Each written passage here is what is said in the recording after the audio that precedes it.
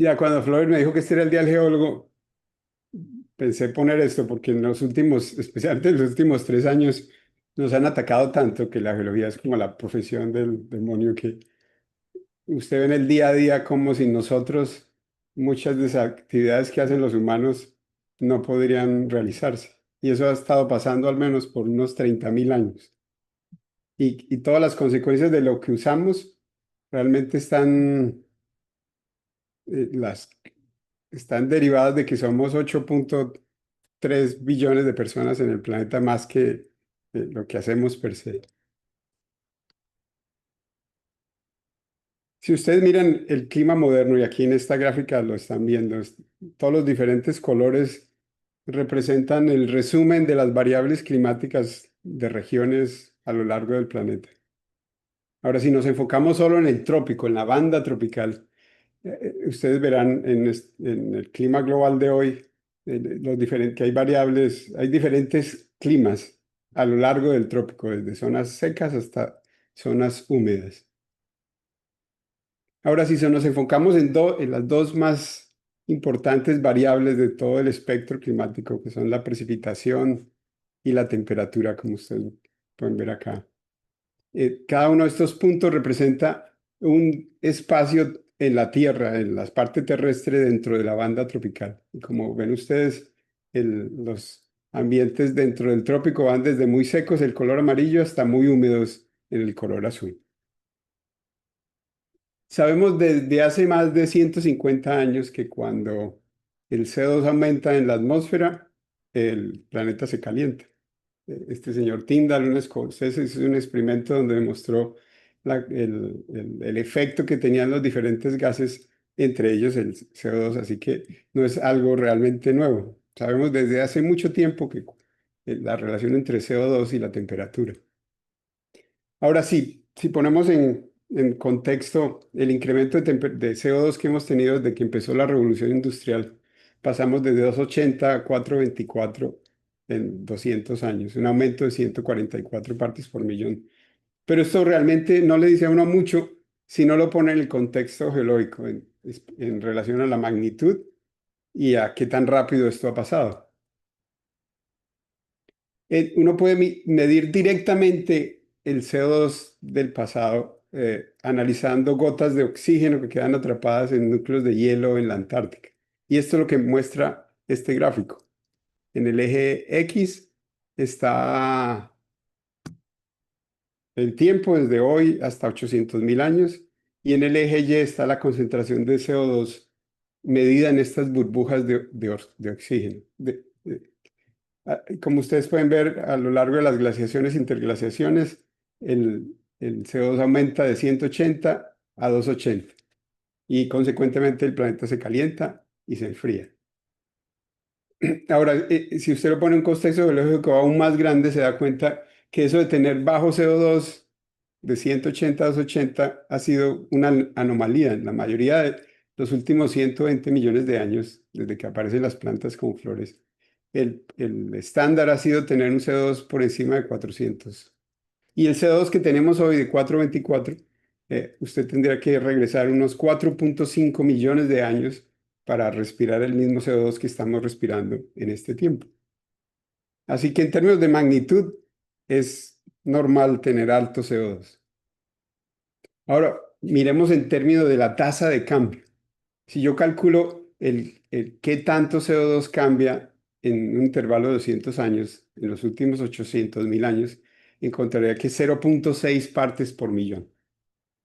Ahora, si nos vamos al calentamiento global más rápido que ha existido en la historia geológica que conozcamos, que pasó hace 56 millones de años en el límite Paleoceno-Eoceno, el cambio en CO2 en un intervalo de 200 años sería de 5,2 partes por millón. Ahora, si ponemos esto en contexto con lo que ha pasado en nuestros últimos 200 años, usted se daría cuenta que la velocidad del cambio ha sido gigantesca, 240 veces más rápida que el calentamiento más rápido que ha existido en la historia del planeta.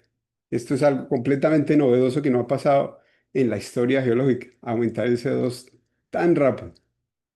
También sabemos ustedes que son geólogos que el único proceso que logra capturar el CO2 que está en la atmósfera o en el agua o en las plantas y volverlo a poner en la roca de la cual lo extrajimos, es la meteorización. Y es un proceso que opera a escalas geológicas. Eso quiere decir que si paramos de emitir CO2 hoy, tomaría al menos 5.000 años o 6.000 años en volver al CO2 que teníamos hace 200 años. Así que querámoslo o no, tenemos que aclimatarnos a lo que está pasando y seguirá pasando por miles de años. Sabemos que hay una relación muy cercana entre el aumento del CO2 y el aumento de la temperatura de la atmósfera, y por eso hemos visto que el promedio de la temperatura global en los últimos 200 años ha aumentado como 1,4 grados, que era lo que esperábamos con el CO2.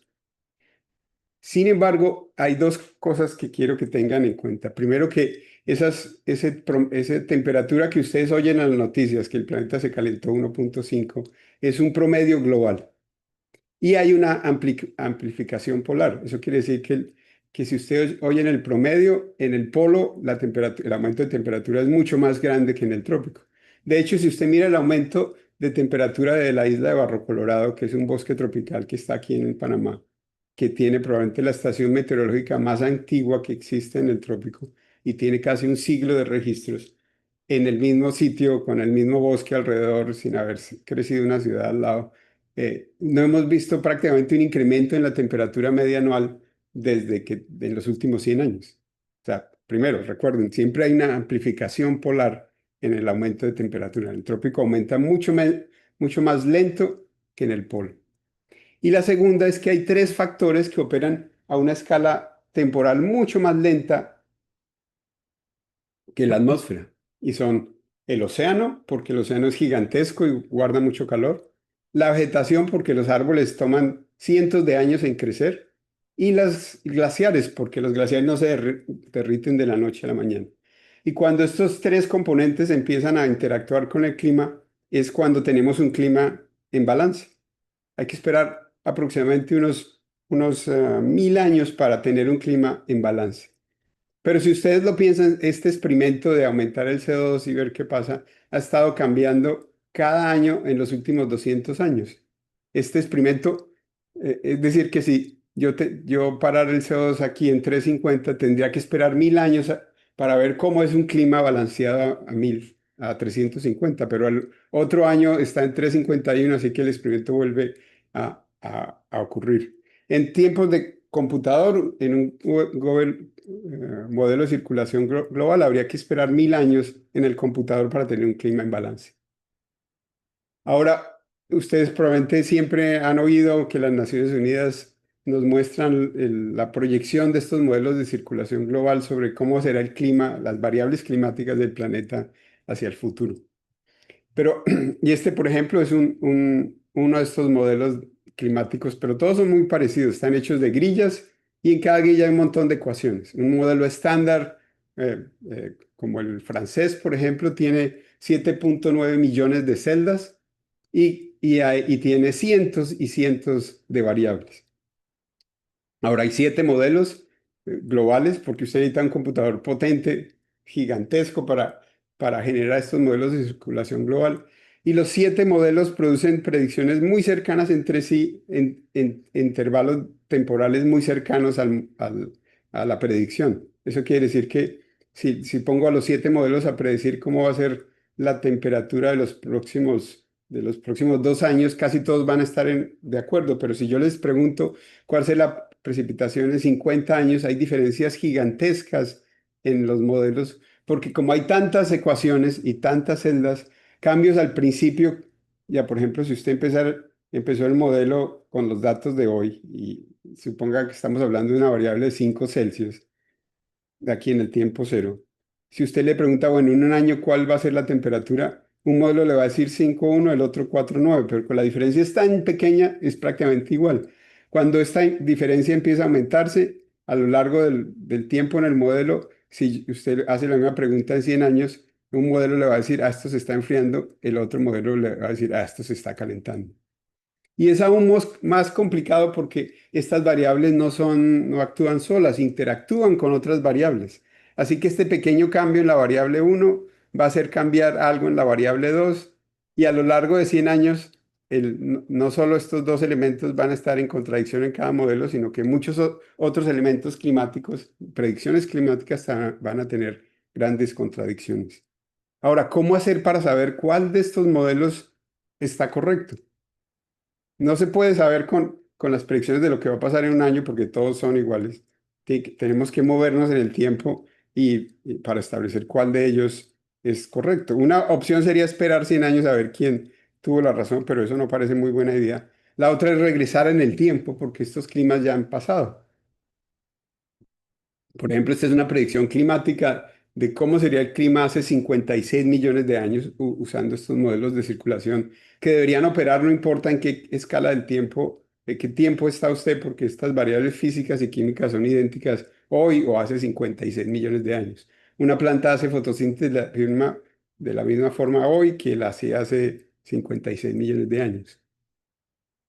Ahora, si hacemos este mismo experimento, aquí nuevamente estas son la temperatura y precipitación de todos los sitios en la Tierra del trópico y le añadimos la predicción del Eoceno, que son estos puntos rojos.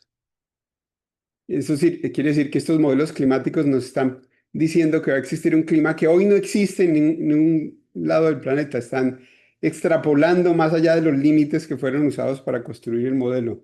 Si usted plotea estos puntos rojos, es decir, el clima que es nuevo, que no existe hoy, se daría cuenta que la mayor parte del territorio tropical estaría bajo un clima que no tiene un análogo moderno, que es nuevo, que lo vemos en el registro fósil, pero hoy en día no existe.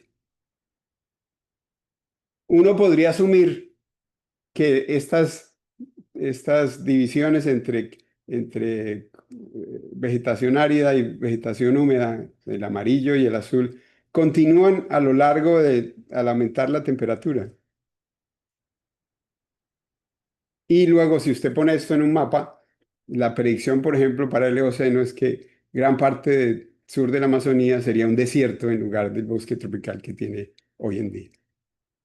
Bueno, pero para eso está el registro fósil. Podemos ir a estos sitios y comprobar empíricamente si las predicciones que hacen estos modelos, que están extrapolando más allá de lo que de los parámetros que fueron usados para construir el modelo, son ciertas o no.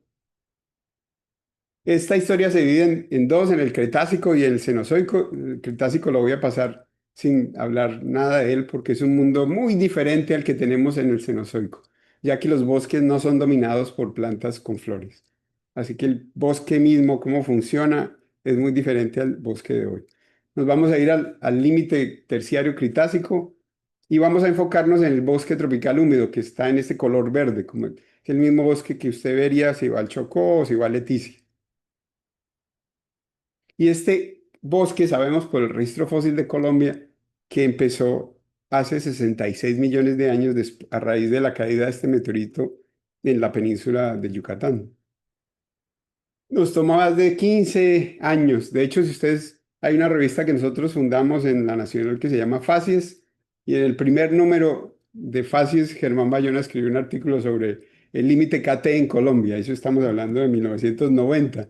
Nos tomó casi 30 años llegar a tener alguna respuesta al respecto, visitando todos estos sitios que ustedes ven acá, analizando hojas fósiles, granos de polen, muchas secciones estratigráficas, mucho conocimiento geológico. Exploramos floras como las muchas minas de carbón de Cundinamarca y Boyacá, están repletas de plantas fósiles. Está en la mina del Cerrejón también, que es un paraíso tropical en términos de fósiles de plantas. Por supuesto, usamos granos de polen que son abundantes y tienen mucha resolución estratigráfica. Y encontramos que, como ven acá, a lo largo del tiempo geológico, aquí en el eje Y, vamos de 72 a 58 millones de años, y cada una de estas rayitas corresponde al rango de una especie en particular, que hay una extinción masiva al fin, a los 66 millones de años. Y no solo hay una extinción, sino que la flora cambia radicalmente, mientras que el Cenozoico, el Cretácico no estaba dominado por angiospermas, aquí en color verde. En el Cenozoico ya era un bosque dominado por angiospermas como es hoy en día. También usted puede analizar la estructura del bosque, si el bosque es abierto o cerrado, mirando la densidad de venas y la composición isotópica del delta C13 de las cutículas, que son esas láminas de cera que están sobre todas las hojas. Eso que le da el color brillante a las hojas. Uno puede medir qué tan densas son estas venas y si usted mira, va hoy en cualquier bosque tropical y colecta las hojas de un mismo árbol desde la base hasta el tope, se dará cuenta que las hojas que están en la base, toda esta zona, tienen una densidad de venas altas, bajas, mientras que las hojas que están aquí en el tope, la densidad de venas es alta, porque es donde la mayor parte de la fotosíntesis del árbol pasa. Esta distribución bimodal se registra en el registro fósil. Usted lo puede medir en el registro fósil y saber si un bosque tiene muchas capas como este y es cerrado o es un bosque abierto. Y eso nos permitió entender que los bosques del Maastrichtiano, del Cretácico, eran bosques abiertos, o sea que el tope no estaba dominado por plantas con flores y mucha luz entraba, y las familias de plantas que dominaban acá son muy diferentes a las de hoy, mientras que los bosques del Paleoceno eran muy parecidos al bosque que tenemos hoy en día. Eso quiere decir que el bosque tropical nació de este accidente histórico que fue la caída de un meteorito en Yucatán. A lo largo del Cenozoico, la temperatura ha aumentado, disminuido, no a los niveles del Cuaternario, pero ha cambiado. Y eso se ha reflejado en la diversidad del bosque tropical. Cuando el planeta se enfría, el bosque tropical aquí, esta es la temperatura del planeta y esta es la diversidad del bosque tropical. Si se mueve hacia allá, es que es diverso. Si se mueve hacia la izquierda, es que la diversidad se pierde. Usted ve cómo hay una correlación entre la temperatura y la diversidad. Entre más caliente el planeta, el trópico es más diverso. Entre más frío el planeta, el trópico es menos diverso. Y esto opera a escalas de tiempo largas y cortas. Pero hay muchos más biomas en el trópico, no solo el bosque tropical húmedo en verde. Y les quiero hablar de dos que son muy interesantes, las sabanas tropicales aquí en color amarillo. Así que si usted va a los llanos, sí, así es como las ve. Si no ha ido a los llanos, es un viaje que tiene que hacer, aunque sea una vez en su vida, porque es un ecosistema fantástico. Y están los bosques de xerofíticos, que son esos bosques que uno encontraría en la Guajira, por ejemplo. Para eso, estudiar cuándo estos sabanas aparecieron, hemos estudiado por muchos años este núcleo llamado Saltarín, que fue perforado por Jokol hace muchos años, y Jokol tuvo la visión de dejarnos estudiarlo, de agregarle valor a ese núcleo que Jokol ya había sacado para su prospección, pero después de que usted lo perfora, pues que no hay mucho que pueda hacer uno con el núcleo, y Jokol, afortunadamente para nosotros, y somos muy agradecidos, nos permitió estudiarlo, y hemos aprendido mucho sobre muchas cosas con este núcleo tan fantástico. Por ejemplo, sabemos que cuando usted mira el contenido de polen del núcleo, nunca vemos sabana, aunque el núcleo fue perforado en las sabanas del Bichada. El núcleo empieza y a los primeros metros hay una discordancia donde se pierden 7 millones de años y en la primera roca, después de los 7 millones de años, tenemos un bosque que no tiene nada que ver con las sabanas hoy en día. Así que sabemos al menos que las sabanas de los llanos aparecieron en los últimos 7 millones de años, no sabemos aún cuándo. Tenemos que ir a un sitio al norte, por ejemplo en el área de Caño Limón, donde esta discordancia no esté y la subsidencia haya continuado durante el Plioceno y el Cuaternario. Si vamos a estos sitios xerofíticos como Falcón en Venezuela, tiene un registro y Castilletes en La Guajira, donde hemos estudiado por muchos años, tiene un registro de plantas y de animales impresionante como estos gaviales o el Purusaurus, ese cocodrilo que estaba por todo el Amazonas y estaba también en La Guajira y en Falcón, o Stupendemis, esta tortuga de agua fresca, la más grande que ha existido. Ahora Edwin Cadena ha encontrado varios especímenes nuevos en la venta que tienen el cráneo y probablemente muy pronto ustedes sabrán de eso. Y lo que nos muestra el registro fósil, ese cambio dramático que ha tenido La Guajira y Falcón en los últimos 3 o 4 millones de años. Si usted hubiera regresado a La Guajira hace 4 millones de años, así lo hubiera visto, y hoy en día así luce. Y esta expansión de estas zonas secas, de las sabanas y de los bosques xerofíticos ocurrió a expensas del bosque tropical. Eso quiere decir que el bosque tropical en el Eoceno, por ejemplo, cubría toda esta zona y hoy en día solo cubre esta zona. Y hay una relación muy fuerte entre el área y el número de especies. Cuando aumenta el área, aumenta el número de especies, pero también cuando disminuye el área, disminuye el número de especies. Así que es posible que en los últimos millones de años la Amazonía haya estado dominada por extinción más que aparición de nuevas especies, a pesar de que es uno de los bosques tropicales más diversos que existen en el planeta. Hay muchos más biomas tropicales. Todos esos diferentes colores indican un tipo diferente de bioma. Y hace un par de años publiqué este artículo donde hago un resumen de toda la historia o lo que conocemos de los biomas que existen hoy en Sudamérica, en el trópico, por si les interesa saber más acerca de este asunto. Una pregunta clave es qué le va a pasar al Amazonas en la medida que el CO2 continúa aumentando. La mitad de los se va a convertir en una sabana o seguirá un bosque tropical. Si usted le pregunta a los modelos de circulación global hoy en día, cuatro de estos modelos, la mitad de estos modelos predice que va a llover más de lo que llueve hoy, pero otro grupo de modelos les dice que la Amazonía se va a transformar en una sabana. Y esto es importante saberlo porque no importa usted dónde esté en el planeta, el agua que usted bebe en algún momento tuvo que pasar por el Amazonas, porque el Amazonas es un sitio supremamente gigante y los bosques están transpirando todo el tiempo, generando unos ríos de agua fresca que están en la atmósfera. Para saber eso, la única forma es estudiar el registro fósil. Y para ello decidimos hacer dos núcleos, uno que está aquí en Acre, en Brasil, y otro aquí en Marajó, en Brasil, usando el ICDP de Intercontinental Drilling Project, que es un consorcio donde investigadores se reúnen para buscar dinero para perforar un núcleo y luego estudiarlo.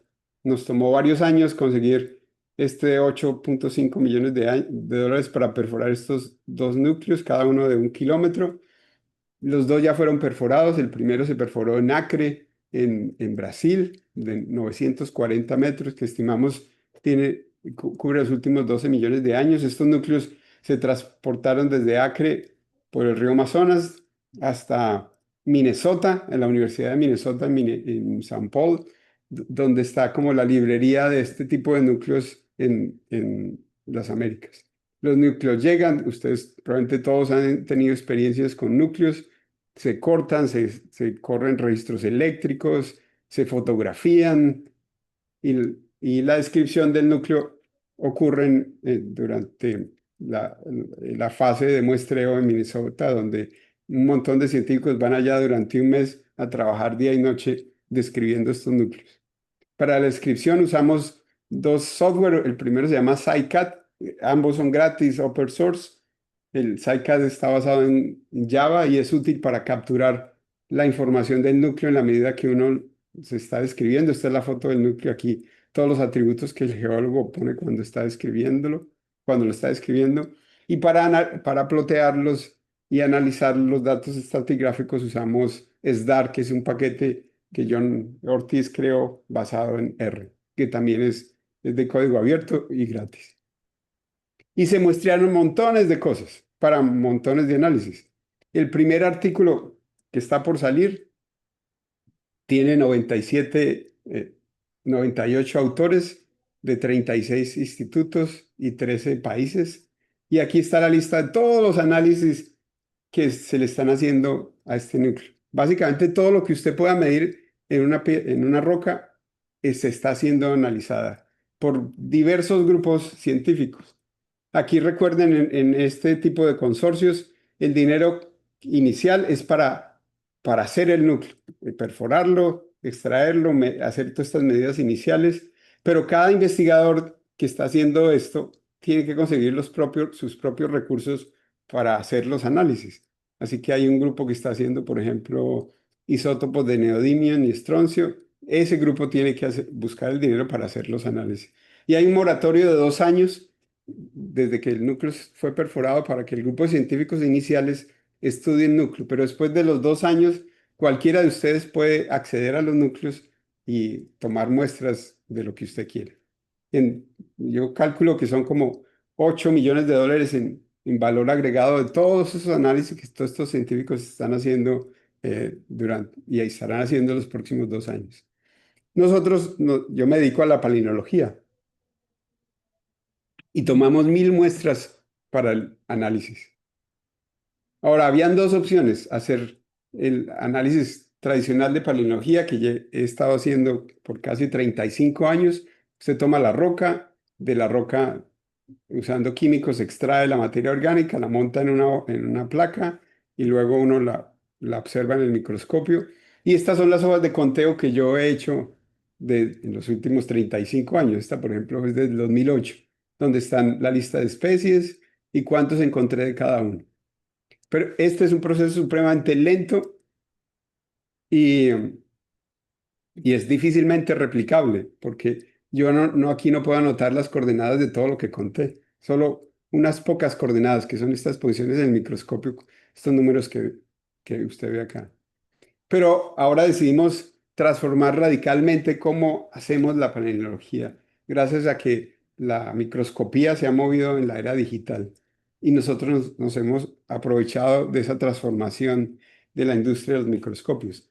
Ahora tomamos la placa preparada y la escaneamos completamente en un robot que se llama el NanoZoomer, que produce una imagen en múltiples planos focales, 21 es lo que estamos haciendo, de toda la placa.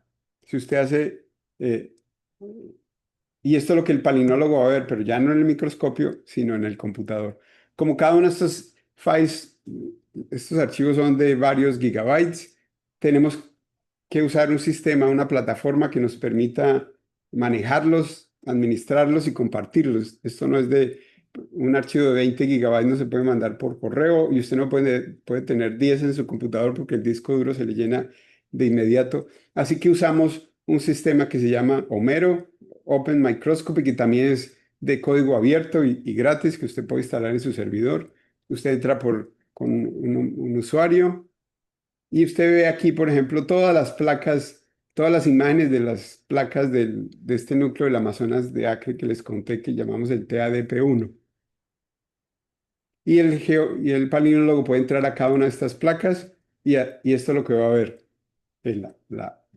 la imagen de con buena resolución, donde usted puede hacer anotaciones, puede encontrar dónde están los granos de polen y anotarlos y saber clasificarlos. Pero esta anotación queda registrada porque cada una de estas cajitas tiene una posición en la imagen de X y Y con un atributo que en este caso, por ejemplo, la especie A. Y esto nos ha permitido que para este análisis estén trabajando 48 palinólogos. Probablemente todos los palinólogos que trabajan en el trópico están colaborando en el estudio en Acre desde muchos sitios del mundo. Como ven acá, tenemos palinólogos en Salamanca, en Manizales, en la Ciudad de México, en Santiago, en Chicago, repartidos por todo el mundo, algo que nunca hubiera yo soñado hace 10 años que pudiera ser realizado. El siguiente paso en el cual estamos trabajando fuertemente, que yo espero que ya esté completado para el siguiente año, es que redes neuronales nos ayuden a detectar dónde están los granos de polen y a clasificar los más comunes. Y para eso hemos estado trabajando con Suranji Punyasena, usando estos modelos de detección para encontrar qué es un grano de polen y qué no es, y de clasificación para anotarlos. Recuerden que a pesar de que yo trabajé en polen, esta misma arquitectura de estos modelos puede aplicar a cualquier otra cosa, a minerales, a foraminíferos, inclusive a litofacies, porque para el computador la imagen es simplemente una fila de números de ceros y unos, y estos algoritmos que aplican para el polen fácilmente pueden ser usados para otro tipo de identificaciones. Lo que sí me he dado cuenta o aprendí de estas redes neuronales es que lo que hace la diferencia es tener colecciones, es sets de entrenamiento, porque el algoritmo per se no sabe absolutamente nada. Usted tiene que decirle qué es lo que tiene que saber. Y la construcción de estas colecciones, de estos sets de entrenamiento requieren mucha experticia, años de trabajo y tener el material para que usted pueda enseñarle al algoritmo qué es lo que tiene que identificar. Para eso hemos estado digitalizando la colección de polen del Smithsonian, eh, que fue compilada durante 40 años y tomó probablemente unos 10 millones de dólares en ser construida. Tiene miles de placas de miles de especies de plantas. Eso quiere decir que un palinólogo fue al herbario y sacó la antera y la antera sacó el polen y preparó esta placa. También le hace uno pensar que para qué usted tiene colecciones si no las usa. O sea, el único objeto de tener una colección es que usted la puede ser usada y una colección grande tiene que ser usada por montones de gente porque mucha gente puede estudiarla de formas distintas. No tiene objeto. Una colección no es algo que usted pone en un banco para que nadie la pueda ver, que se vuelva un secreto para todo el mundo porque deja de ser útil. ¿Para qué invertir y mantener algo como esto si nadie lo puede usar? Para cada especie de planta estamos digitalizando 20 granos de polen en múltiples planos focales usando luz transmitida, como ven estas dos imágenes acá, y usando un microscopio confocal, que es una verdadera maravilla, que usa la misma placa que siempre hemos usado, solo que en lugar de usar la luz normal usa rayos láser y hace una especie de CT scan de un grano de polen.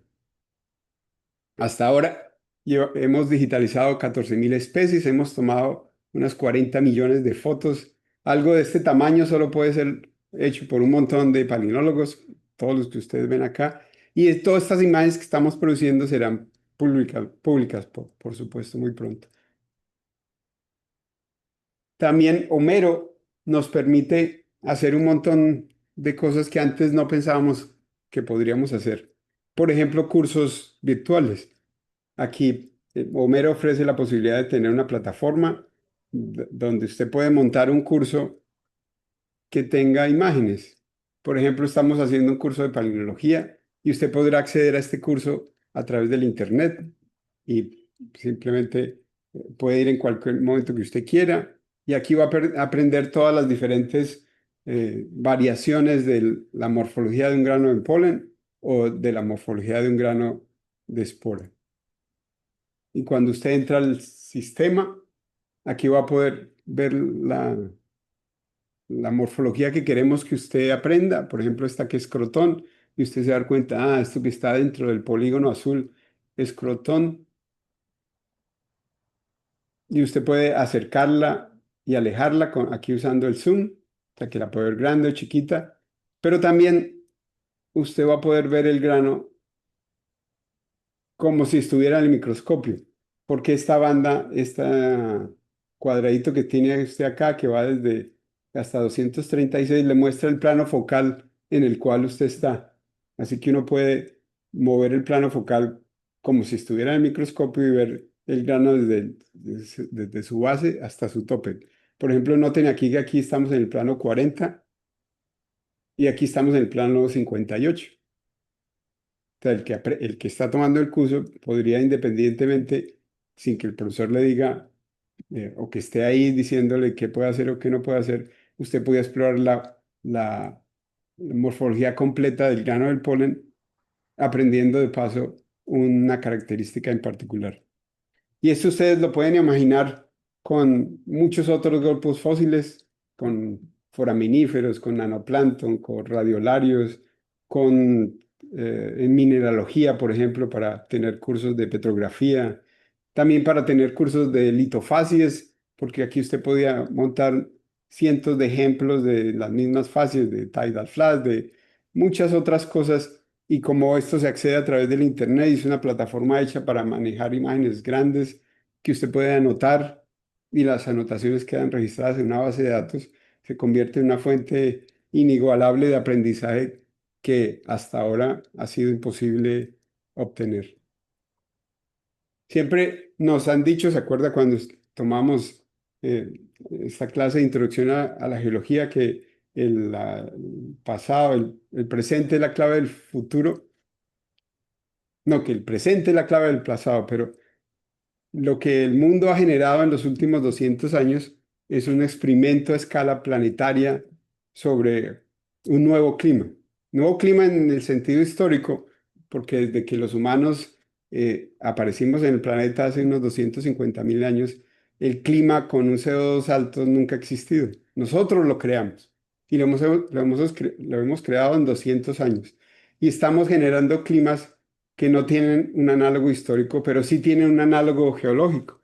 Cuando regresamos en el tiempo, hemos, podemos observar cómo ese clima y cómo las plantas y los animales se aclimataron a ese clima con CO2 altos como los que tenemos hoy en día y como los que seguiremos teniendo en los próximos cientos de años. Y en ese caso, si ustedes lo piensan, la única clave que el mundo tiene para entender qué va a pasar es si incluye a la geología en la discusión, porque nosotros somos los únicos que podemos ofrecer una visión del futuro que nadie más puede tener, precisamente porque estos procesos operan a escalas temporales muy largas, de cientos de años, de centenas de años, de miles de años.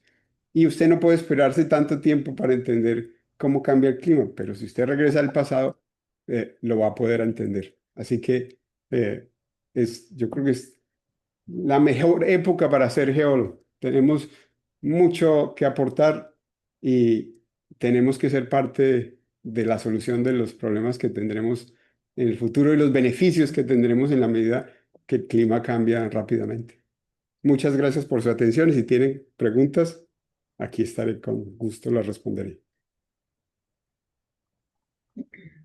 Carlos, muchísimas gracias por tu presentación. Es sin duda alguna una gran forma de terminarla, diciendo es una gran época para ser geólogos y es algo que sin duda alguna comparto y es algo que pues emociona mucho hoy, Día del Geólogo, poder mencionar.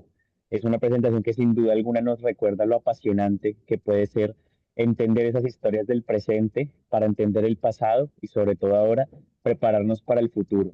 Entonces, qué alegría poder conversar sobre eso un día como hoy, qué alegría también ver conectados tantos colegas, profesores, compañeros que han aportado tanto a esta linda profesión en nuestro país.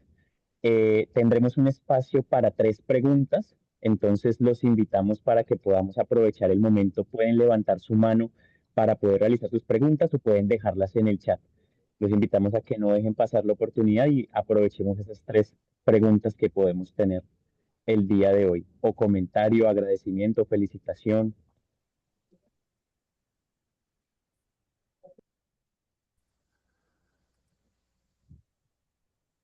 María, puedes seguir. Gracias. Carlos, en Saltarín y en estos núcleos de los llanos has visto fitolitos de gramíneas. ¿Se han estudiado estos fitolitos? No, del saltarín, no. Siempre pensamos que deberíamos haberlo hecho porque especialmente la parte alta del saltarín tiene muchos paleosuelos y es posible que hayan fitolitos. Ya, eso es algo que sería muy interesante hacer, Ok, gracias. ya, sin duda alguna. Bien. María, gracias por tu pregunta. Huawei Y8P, tienes la palabra. Ah, qué pena, no. Yo soy César Silva. Hola, Carlos, ¿qué más? Qué gusto escucharlo.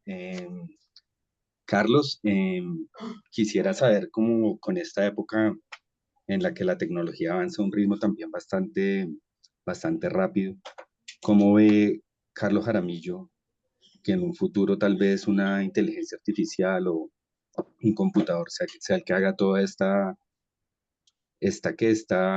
palinología, esta determinación de estos biomarcadores y todas estas cosas, y que en realidad nuestro papel ya pasa a ser menos relevante? Un abrazo, Carlos, qué gusto saludarlo.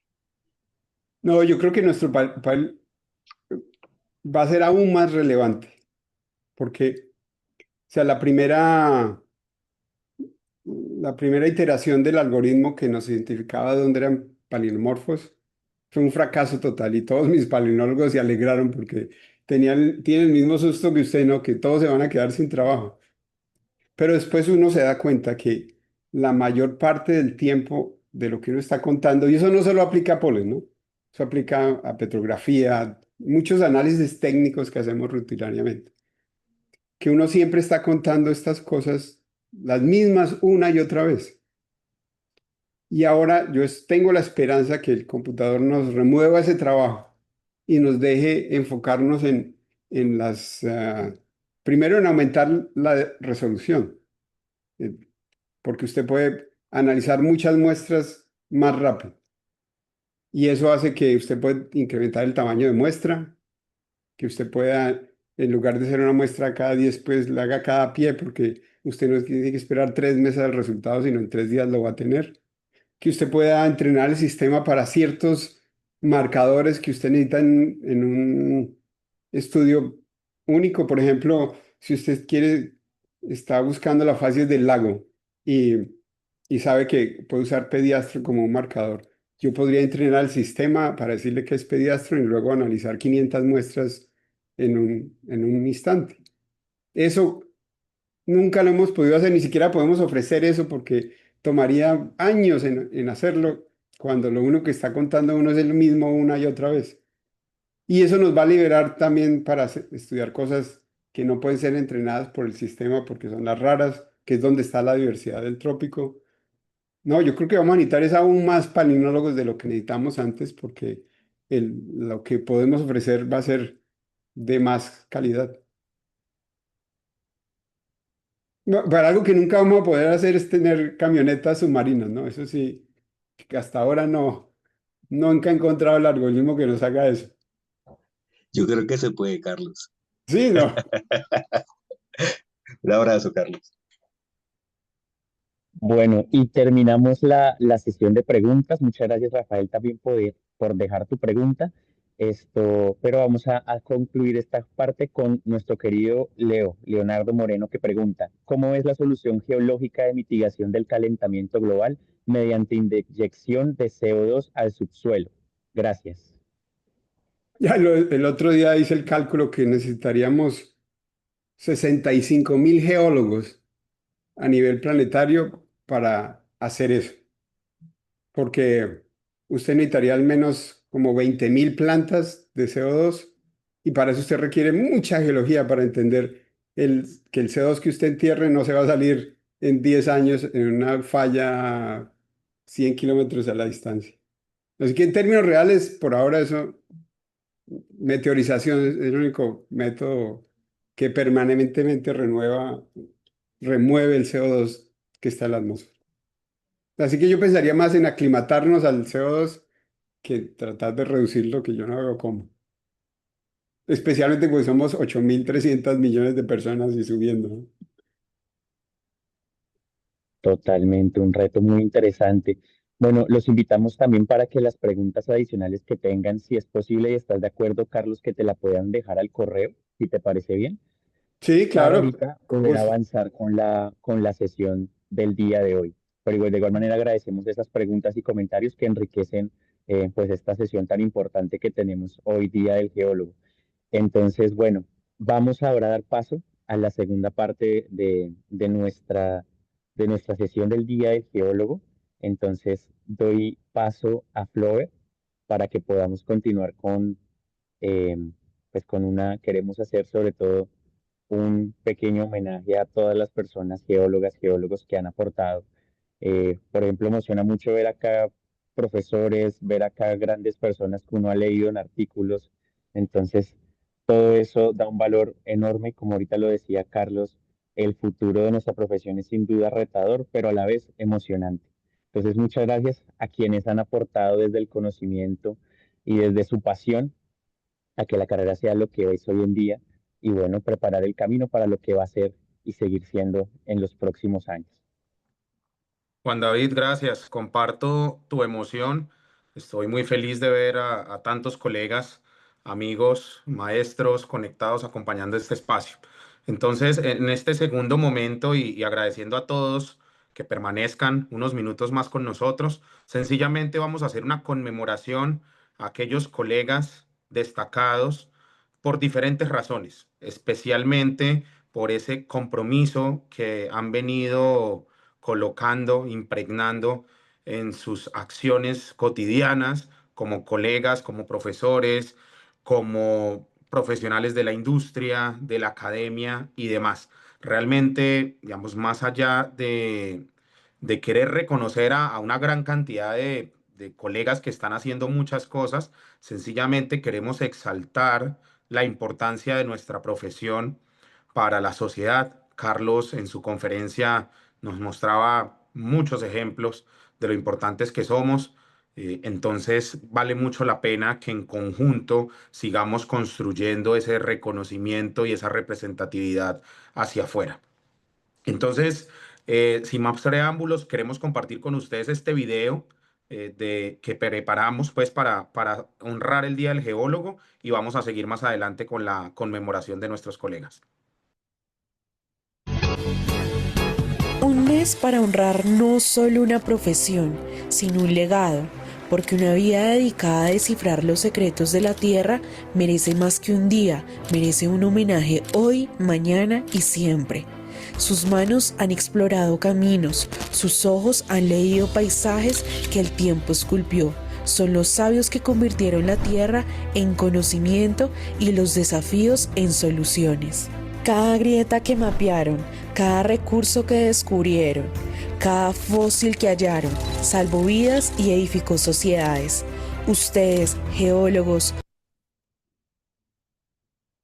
son la base de nuestro presente y la brújula de nuestro futuro.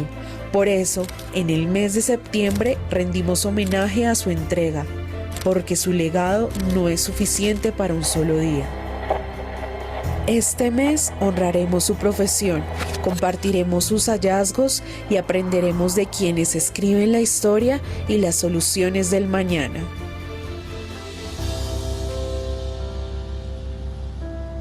Porque la tierra no olvida a quienes la estudian con pasión y admiración.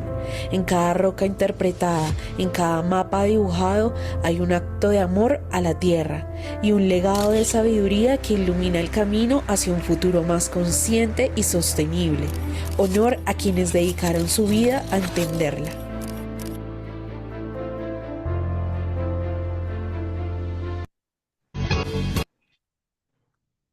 Bueno, y continuando entonces con esta conmemoración, pues a continuación vamos a presentar a un grupo de colegas que la Junta Directiva de la Asociación Colombiana de Geólogos y Geofísicos de la Energía ha querido distinguir y exaltar en este día de conmemoración al Día del Geólogo y la Geóloga en Colombia. Entonces le voy a pedir el favor a mis colegas que cuando escuchen su nombre, por favor, enciendan la cámara y nos acompañen hasta el final cuando terminemos de mencionarlos a todos.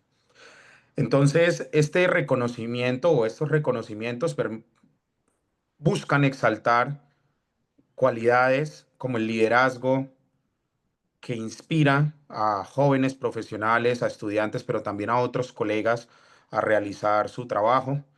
Valores como la ética profesional que acompañan cada uno de los momentos, de las acciones que ellos realizan desde su cotidianidad y por supuesto el compromiso y la entrega que ponen al desarrollo de sus actividades y que los destacan por supuesto como unos profesionales relevantes, importantes e incidentes en nuestra comunidad geológica y por supuesto en la sociedad colombiana. Entonces, quiero empezar por llamar a nuestro colega y amigo Amat Zuluaga. Amat es geólogo de la Universidad Industrial de Santander, es magíster en Ingeniería de Petróleo y Gas de la Universidad de Salford en Manchester, Inglaterra, y actualmente es estudiante de doctorado en sistemas energéticos. Amat es docente investigador del sector minero energético, es cesarense con amplio conocimiento del territorio y las comunidades, es consultor, es conferencista y es investigador en temas relacionados con la exploración geológica, con yacimientos de hidrocarburos no convencionales y sistemas energéticos y actualmente pues es docente de la Fundación Universitaria del Área Andina y director del Observatorio para la Transición Energética del Caribe. Amad, muchísimas gracias por acompañarnos. Por favor, permanezca con nosotros unos minuticos. El siguiente colega y gran amigo al que queremos reconocer es Antonio Velázquez. Antonio actualmente es gerente de exploración offshore de Ecopetrol, encargado de estos grandes desafíos que tenemos en el Caribe para el desarrollo de nuestros recursos hidrocarburíferos. Antonio es geólogo de la Universidad Nacional de Colombia, con maestrías en ciencias, geología, geografía y sismología de la misma Universidad Nacional de Colombia y de Colorado School of Mines, con una sólida y amplia trayectoria en la exploración y desarrollo de proyectos de petróleo y gas, no solo en Colombia, sino en otros países del mundo. Toño, gracias por acompañarnos también. La tercera colega que queremos reconocer el día de hoy es Elvira Pureza Gómez, gran amiga y aliada, por supuesto, de la Asociación Colombiana de Geólogos y Geofísicos de la Energía. Elvira es vicepresidente de Desarrollo de Negocios de Trust Bird Imaging, en donde ahora está trabajando hace poco tiempo, con más de 25 años de experiencia. Es geóloga egresada de la Universidad Nacional de Colombia, con maestría en Ciencias Geofísicas de la misma universidad y posgrado en Gerencia de Proyectos y Geología del Petróleo. Elvira Pureza también está certificada en programación neurolingüística y metodología DISC para la creación de equipos de trabajo de muy alto rendimiento. Elvira Pureza, gracias por estar con nosotros. El siguiente colega al que queremos reconocer es nuestro querido y gran amigo Carlos Jaramillo, quien acaba de darnos esta magistral conferencia. Carlos, como todos lo conocen, es geólogo investigador del Instituto Smithsonian de Investigación Tropical en Panamá, con maestría en la Universidad de Missouri, doctorado en Geología y Botánica en la Universidad de Florida, reconocido por varios descubrimientos paleontológicos y por amplia investigación que ha venido desarrollando en esta región. Carlos, nuevamente gracias por acompañarnos. Y finalmente queremos reconocer a la colega Jenny García, docente e investigadora de la Fundación Universitaria del Área Andina en Valledupar, geóloga con más de 15 años de experiencia en docencia universitaria, investigación aplicada y exploración geológica en diversas regiones de Colombia.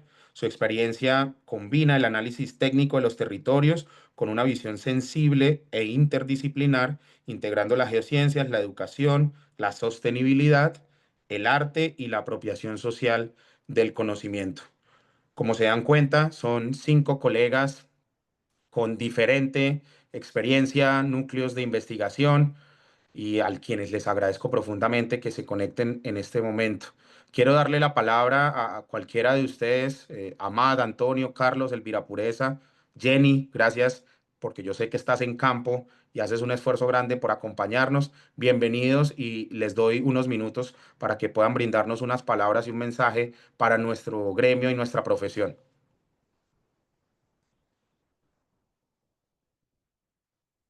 Bueno, voy yo. Bienvenida. Muchísimas gracias, Flor, por la invitación. Muchísimas gracias por el reconocimiento. Realmente me llega en el corazón, me llena el alma.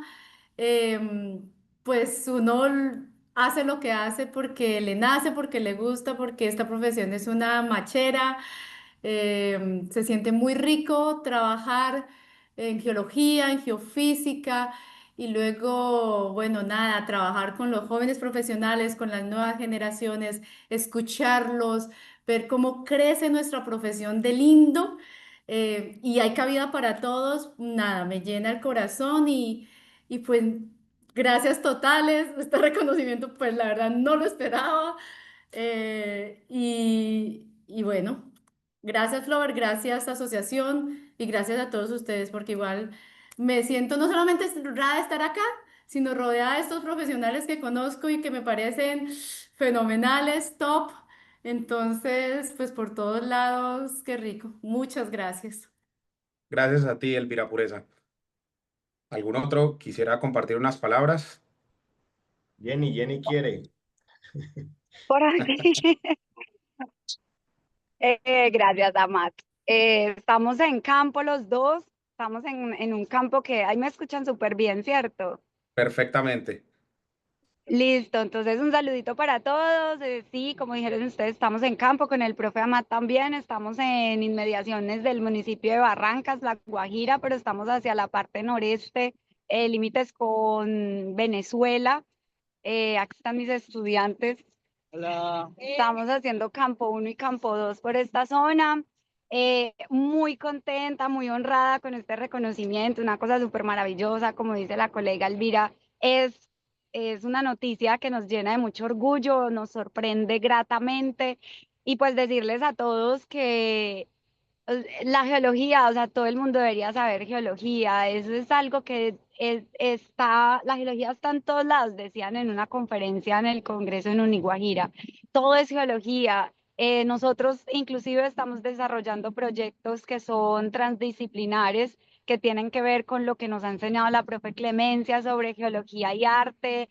Estamos charlando también sobre geología y territorio, explorando todas esas nuevas ramas y realmente la geología conecta, trasciende, comunica, une a todas las personas, a todas las carreras, a todos los profesionales. Entonces, pues decirles a todos que sigamos motivando, que todo lo que hagamos desde la carrera lo hagamos con mucho amor, porque de verdad que cuando uno llega, por ejemplo, a estos territorios y le cuenta a la gente lo que estamos haciendo, es increíble, pero aunque no entienden al principio qué es geología, cuando les empezamos a explicar lo que estamos haciendo, explorando, reconociendo el agua, las montañas, las rocas, los colores de las rocas, todo, todo, todo, ellos se emocionan, nos quieren acompañar en campo, quieren que todo eso se conozca, entonces es como muy bonito, pues como uno darse cuenta que la geología llega mucho más allá, ¿cierto? Que no es solamente la forma profesional y técnica de la que hablamos nosotros, sino como esa,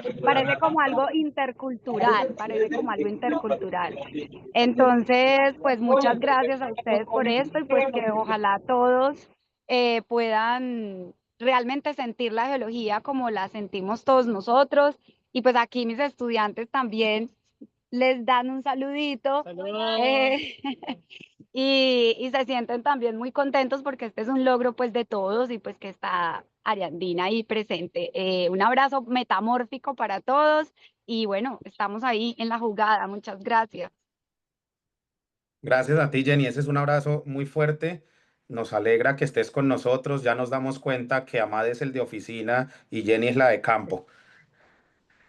Amad, Ah, bueno, yo bienvenido. yo tengo un grupo en Villanueva, entonces voy para allá y aproveché, bueno, ya estoy aquí con señal porque Jenny tiene señal, yo allá sí no tengo nada, soy Movistar, así que Movistar para campo, cero. Eh, bueno, no, Sirve igualmente claro nada más agradecerles, aquí pegadita de una rama. igualmente agradecerles a todos a la asociación por el reconocimiento. Yo creo que uno trabaja porque quiere esto y bueno, si llegan reconocimientos, eso lo llena a uno de más fuerza para seguir trabajando en lo que uno viene haciendo. Creo que las palabras del doctor Carlos al final fueron maravillosas, el saber o el tener en cuenta que hoy es el mejor momento para ser geólogo, que a veces podría sonar como incoherente, como raro, porque bueno, pero si no hay trabajo para los geólogos, y yo creo que esta crisis ha despertado toda la capacidad de un geólogo y cómo podemos pluralizarnos en las profesiones y desarrollar un montón de actividades que normalmente no, ni siquiera teníamos en el radar, ni yo cuando inicié a estudiar esto, uno no se imagina la diversidad de cosas que puede hacer como profesional en ciencias de la Tierra. Entonces yo creo que este punto donde hemos llegado y esta crisis que nos ha tenido, nos ha permitido eso, nos ha permitido pensar, reevaluarnos, recomenzar nuevamente nuestra profesión y bueno, en líneas que a veces no esperábamos. Entonces yo creo que, y estoy totalmente convencido con lo que dice el doctor.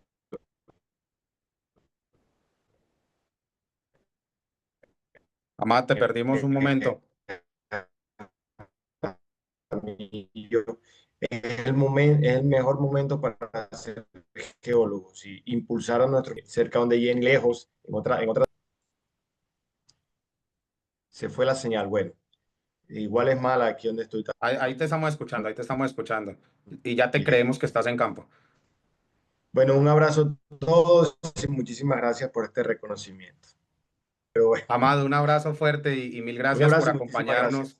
por hacer este esfuerzo, por conectar y por todo el trabajo que están haciendo. Antonio, Carlos, ¿quisieran dar unas palabras? Y si me lo permites, Carlos, y con el saludo para ti, para los miembros de la asociación y todos mis colegas, pues primero de corazón, muchísimas gracias.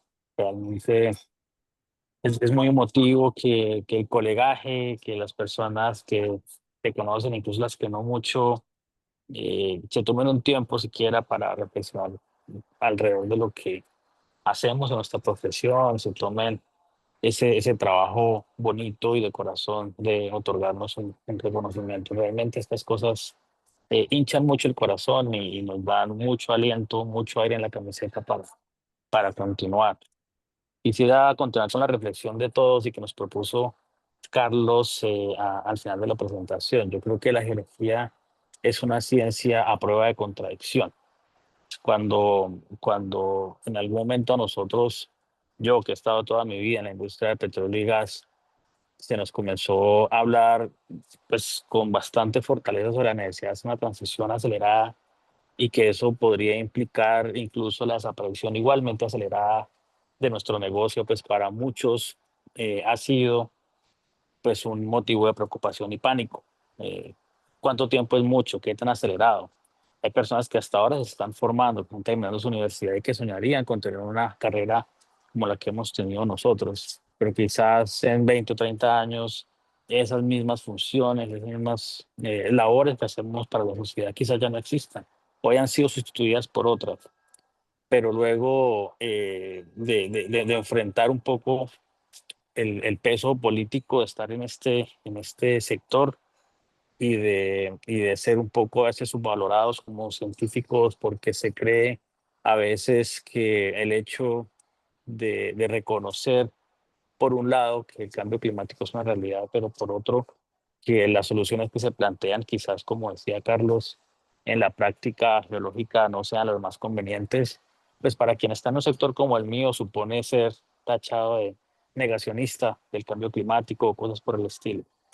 Pero lo que hemos visto en los últimos años, quizás post pandemia, es un cambio de esa órbita, la necesidad del mundo entender que la transición energética, por ejemplo, planteada como solución, es una necesidad, independiente de que estuviéramos o no atravesando la crisis climática, es una necesidad que todas las sociedades tengan para su desarrollo unas fuentes diversas, integradas de energía y que los hidrocarburos pues deben seguir o seguirán, no sé si deban, pero seguirán por lo menos jugando una función determinante. Cuando pensamos en otorgar energía a la sociedad, pensamos en su desarrollo, pensamos en nuestras familias, pensamos que es un legado que debemos proteger. Pero yendo hacia atrás, pues todo lo que hacemos nosotros no es otra cosa que poner al servicio el conocimiento geológico para el alcance de todos. El fantástico entorno en el que está Jenny es insuperable, pero creo que me quedo con sus palabras, ¿sí? Las personas no saben qué es geología hasta que se dan cuenta que la tienen a sus pies.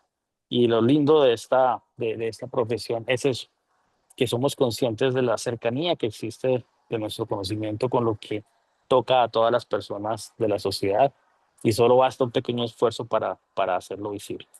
De corazón, Flover, hermano, pues nuestra amistad y también la de cariño que yo sé que nos profesamos contigo y con los miembros de la Junta, pues no me deja dejar de agradecer en serio y con muchísima humildad, pues el reconocimiento tan bonito que nos hacen hoy. Y pues qué mejor que acompañar a esos colegas tan maravillosos. Elvira, Jenny, no hemos compartido mucho, pero ya se ve con la pasión que haces tu trabajo de campo con tus estudiantes. Se nota que estás para grandes cosas también. Amad, ¿y qué decir del doctor Carlos Jaramillo? Una persona que en su paso por Ecopetrol nos dejó tremendo legado, una librería de paleontología y un conocimiento que hasta el día de hoy, debo decirlo, todo pozo que perforamos, nosotros o nuestros socios, usa de base ese conocimiento y el conocimiento generado posteriormente por sus discípulos para poder patronar palinológicamente las biozonas con las cuales nos ubicamos en los pozos exploratorios. Es maravilloso lo que hizo y lo que sigue haciendo por esta comunidad y por la ciencia, y pues abrazo este reconocimiento más porque eh, comparto con personas como él el espacio. Muchas gracias. Gracias, Antonio. Carlos, te Y doy la bueno, palabra. les hablé 40 minutos, así que no quiero hablarles más. Se me olvidó decirles que hace unos años publicamos un libro que se llama Hace tiempo, un viaje paleontológico ilustrado por Colombia, y el año pasado sacamos la segunda edición. Y este es un libro precisamente respondiendo a lo que Jenny nos dijo, ¿no? Que yo iba a los territorios y nadie sabía qué era lo que hacíamos nosotros, nadie sabía qué era la geología, y yo esperé 30 años para que alguien les explicara, y me di cuenta que no iba a pasar. Entonces nos tocó a nosotros escribir este libro, que ya va en su segunda edición, y es un libro que explica qué es lo que es la geología, qué es lo que es la paleontología, con énfasis en Colombia. Y ese libro lo hemos repartido por todo Colombia. Es gratis si usted lo baja por PDF, y yo creo que obviamente hay que hacer muchas cosas al respecto, como la asociación ha hecho a lo largo de estos años, porque la gente, cuando sepa lo que uno hace, nos va a entender mejor y va a dejar de ser manipulada por tantas pendejadas que se dicen acerca de la realidad. Una cosa de los geólogos que siempre he apreciado es que somos muy pragmáticos, ¿no? Porque uno trabaja en el día a día con la realidad, ¿no? O usted tiene energía para mañana o no la tiene. Las aspiraciones, eso se las dejamos a otros, porque nosotros siempre nuestra vida está basada en la realidad. Así que no hay mejor profesión que ser geólogo, eso sí, se los digo, y ya llevo un montón de años en estas. Gracias, Flor, por la invitación.